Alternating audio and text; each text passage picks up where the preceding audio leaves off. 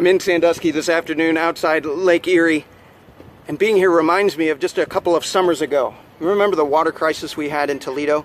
It lasted only a couple of days, but it arose in me and many of you a panic.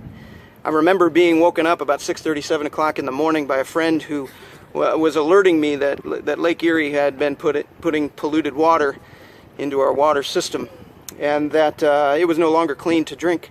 I remember going to Rite Aid, desperate to find water, standing in long lines, willing to pay lots and lots of money to access clean water. This summer, some of the members of our church, First Presbyterian Maumee, went to the Dominican Republic at the invitation of Compassion International to visit some of the children that we sponsor. And while we were there, we were introduced in a new way to the reality that many, many people around the world, including those in the Dominican Republic, do not have access to clean water.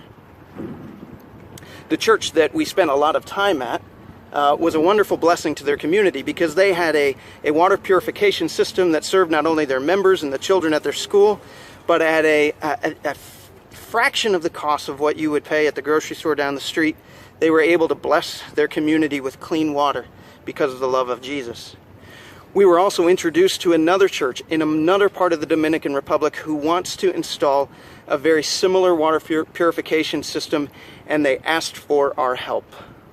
That church has already put in a lot of effort, a lot of money, but they need $26,000 more to provide for a water purification system that will serve 55,000 people.